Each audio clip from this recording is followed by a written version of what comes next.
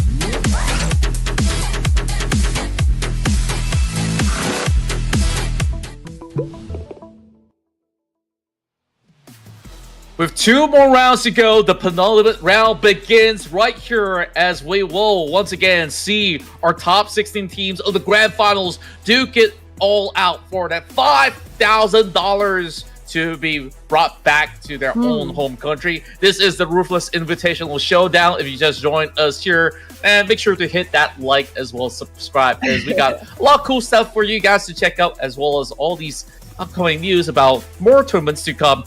But this is going to be our final duke out in Erangel. And we are nearing the end of this competition, Contra, down to our last Erangel, as you mentioned. I guess at this point, we are now going to focus our attention to the top 4 of this tournament, because those are the placement, the only placement that will matter. That's right. And overall, when it comes down to the performance of the teams, I mean, this is just the nature of the tournament that there's only going to be a few victors when it comes down to how things are going to go. But what they could play for, maybe the MVP title. Of course, it was really interesting where we had Crypto going head-to-head against Rosemary. But today, Rosemary won what was his all along. From the semifinals, we have seen Rosemary holding to that #1 spot the longest as compared to, even Bose had a challenge. He lasted maybe 1 or 2 days, and eventually it shifted back towards the side of Rosemary. And there were even names coming from Team Secret back then. And this time, South Asia really have thrived here in the grand finals. T2KS definitely backed plenty of wins and looking really sharp on their pursuit. Erangel once more. Who do you think is gonna win it all? And I start with you because I've always voted first. So I'm just trying to be fair. Oh man, but we're tied up. Hey, I got my score just a while ago. Okay, so I think it's only right that production should choose first. Okay, you're pushing it around. I see. Okay, production. Since it's your time, are you gonna best this here with only 2 more games to go? If he gets 1 more win, it's over. Production will win. So, Prog, what's it gonna be? Come on. Oh, show us. I guess Okay, it's VTR. All right. Okay. Respect. Okay, here's the plot, right? 52 Esports already managed to take the top spot. Unfortunately, it was a little bit short-lived. I think it was Alter Ego Airs now at the top, right? With I believe so. Yeah, they are. Okay, so for this time around, let's check it. Okay, I'm gonna go ahead and lock in 52 Esports. So let's check if Crypto will have that energy, will have that motivation and determination as well to not let any teams inside the lobby to take that top spot. Okay, I'm gonna go for something completely different from what we have seen so far. Okay, so I think the past 2 days, Team Secret has been doing pretty okay. I put Team Secret, though I actually secretly won Team Flash, but I'll go with Secret. Okay, it's lock and loaded, ladies and gents, and now we'll just have to wait again for the plane to head on to Erangel and drop us off. Yep, and of course, once again, you guys could also check out what's in the link in the live chat where you could gear up to play PUBG Mobile without any form of lag or latency issue, as this is our dear partners that has provided you with all these wholesome goodness. Here we go into the penultimate round. This is Iraq. All right. Oh man, I wouldn't say that you buckle up because we love the chaotic situation. And we love the turbulence. We do love the action. That is why we are watching PUBG Mobile action. But anyway, we can see that the flight that is right down there in the middle, it's ending in minutes of power, so it's eastbound. And we all know which areas are going to be highly populated at this point. We can already tell. But which teams are going to be marking their territories once again? Is it going to be the same drop-offs? Well, we'll just have to wait and see. But if we're going to be basing, the team's drop spot from a while ago, then I'm pretty sure Team Secret will be definitely dropping around Nova Repnoyes. Military base will be taken by Team Pandem here. Pachinki will be taken by D Savior for Donkey, obviously headed towards the north of Jorgopol area. I've seen a while ago that that's where actually Vampire Esports went, but I guess they are dropping into their favorite spot, which is Primorsk. Yeah, there's not going to be any form of changes into where they love to drop, as this is pretty much the perfect straight line coming from that western end into the east. So most likely than not, these teams know what exactly to expect with a very similar circle this time. I think more and more teams will be playing around the center of field, which is going to be by that Pachinki hill, which is currently covered by the side of 52 Esports. Now, the problem with this area is that there's not going to be plenty of loot, so 52 Esports, they got to go for that jungle strat, pick up whatever they can find through these small little compounds, and maybe by the outskirts of the farm, they can still garner a little bit more of that control and slowly move right in. So speaking of which, Team Secret, because of this flight path that is pretty much skewed a lot more towards the mainland, they're gonna have this hassle of just looting into Novo and passing by NKT twice. This is going to be a tough ordeal. So maybe I might regret of my vote here because of how this circle is really not favoring the likes of these Vietnamese side. Oh, well, sometimes, you also have to consider the random elements, right? And there's also luck, of course. If the zone doesn't favor you, it's all going to be hard to even get that winner chicken dinner. But of course, it will showcase how good you are in terms of your game sense and game IQ and whatnot, and how good you are in terms of like versatility, adaptability, and everything that's been going on inside of Battlegrounds. And as you can see, Team Secret, we did call it out that they will definitely head towards Nova here. This is I guess, their comfort zone, so to speak. Yeah, and of course, you don't want to be moving into somebody else's territory of the city and find yourself in hot soup off the bat. So, thankfully enough, they did not move directly into Milta, or else it could be a really poor start for Team Secret, who has been so professional in their execution when it comes down to how they've played out the semifinals as well as here in the grand finals. Still within that top 5 ratio, but of course now with the rise of Alter Ego as well as huge prominent wins coming from T2K as well as, of course, 52 esports that have been so consistent, it remains to be a challenge not only for Team Secret themselves. Even Vampire Esports have done so well, they don't really find that rhythm throughout the course of battle. Same can be said about DX, which we know on the good days run, DX can just take all the chicken dinners available.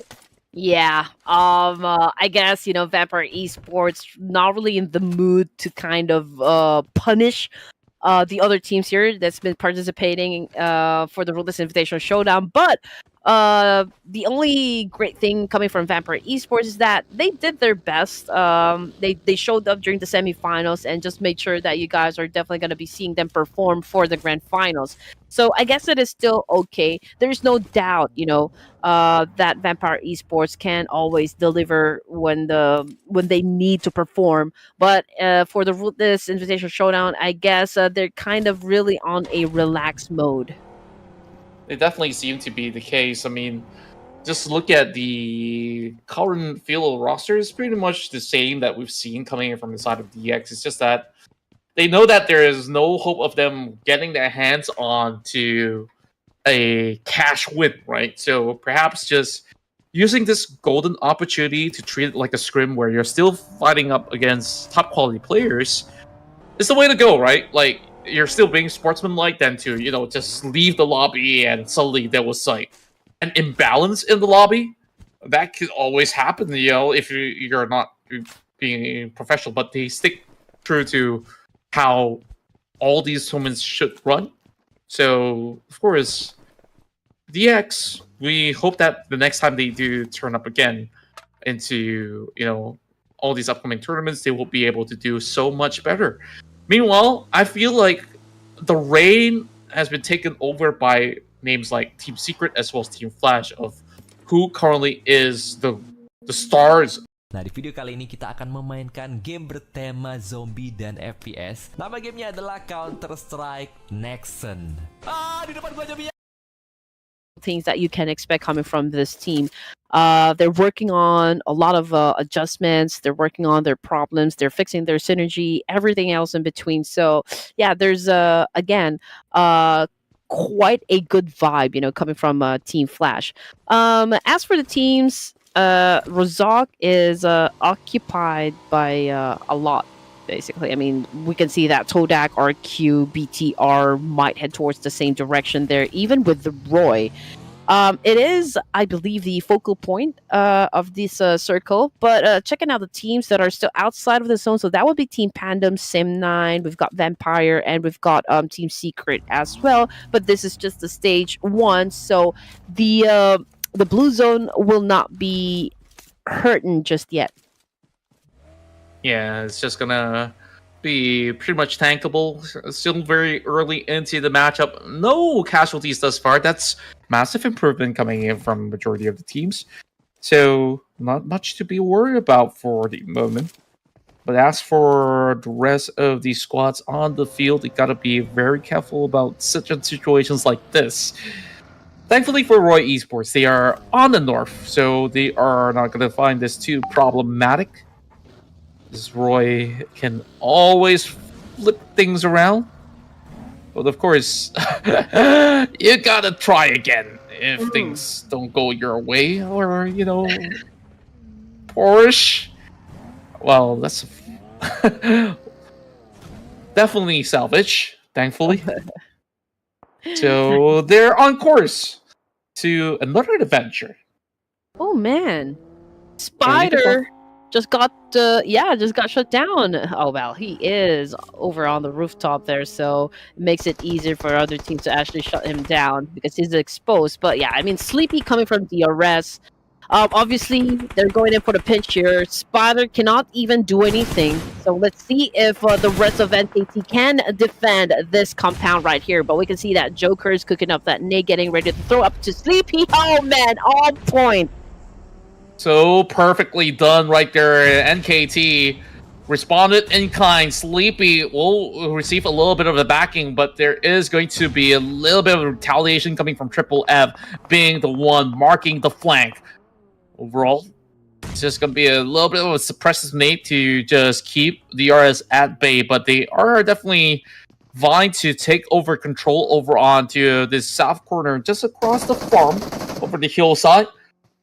DRS, very careful on the approach, and the rest of NKT, after getting the revivals through, they will just turn their way back into the other corner with Chama as well as Kill YT has always been on the lookout. Now Joker is going to be absolutely obliterated from this match. 2 hefty points to add to the tally of DRS.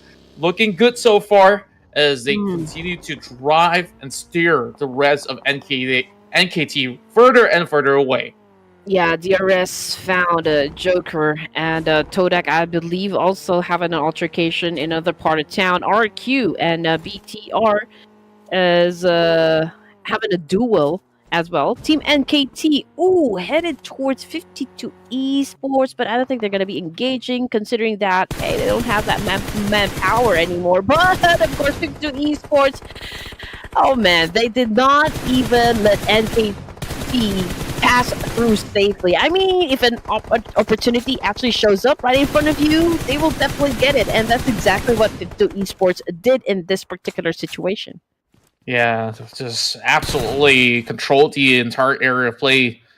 52 Esports, just like how they played out in Miramar, so long as they can work in this wide area, they are sharp enough to eventually pick them off, even if there's going to be an ongoing launch directly into their compound.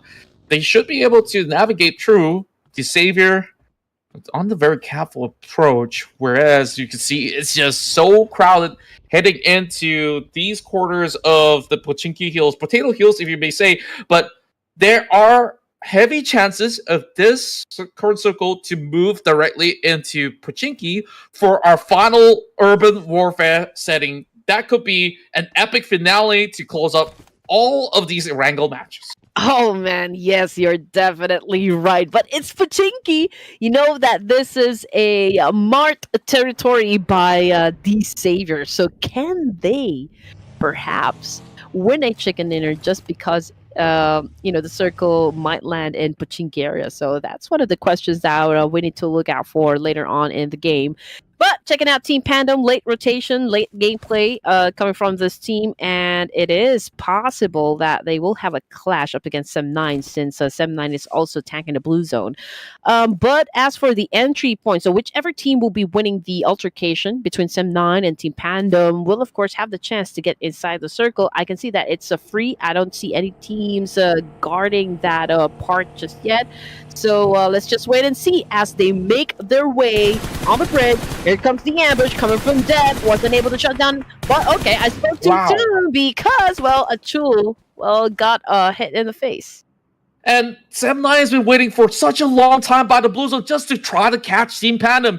Now it's only going to be Joe Branke up over on top side, and he does catch out them. They did not suspect him to be putting such a cheeky maneuver despite them spending so long on the Blue Zone. Joe Branke as well as Dimsy. Of course, now it's only going to be a 2 versus 3. There's Lake sticking out. There's not going to be any safety net from that fall. So no. Team Pandem pretty much will rely on rely on nothing because I thought with that fall height he might be able to survive, but I was absolutely wrong. But great ambush though coming from the side of Sam9. Effective strat there. Team NKT defending themselves up against Team Secret. Fortunately, they got shut down as well. So NKT also got the boot out of Erangel empty-handed. But 52 Esports smells blood, and now they're coming after Team Secret here. They've already got Break as well as Strength. So yeah, they've managed to win that fight with 4 elimination points. Beautiful, beautiful stuff, and that is just going to be another collapse coming in from the top side here. DRS, they take over this warehouse compound just by the corners of the water while they try to make their way against the rest of Dodak.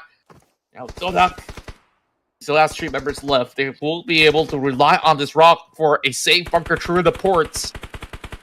Now, English or Spanish, or should I say Kill YT, is just flocking from the other corner alongside with Sleepy, so this is going to be a very aggressive stance that's being displayed from the side of DRS. Fake nades now being tossed right in. 9 has a lot of room to wiggle with, but he's got to be careful. He's exposing himself towards the top end of the field, but somehow 9 still fires that grenade, catching beautifully towards Sleepy, and also another catch coming from Satar, but they do not know that there is one hiding by the Blue Zone on the flank, over the top end. Now it's down to Killer YT, trying to hold them all out. Now this is going to be a flush. Even X being spotted out, this is going to be a tough ordeal, but Killer YT, what can he pull out this time around? No time to even going for the revive. Moving into his back, he is just trying to buy as much time as he can to eventually catch over on the side of X that's holding over the top. Yes, X is in a very good position here to support the rest of DRS Gaming. Obviously, Todak cannot even come close to the fallen members of DRS, so it gives time for them to actually recuperate in this situation. But Todak might go to the other side here, but X is doing such an amazing job here as the midman for DRS.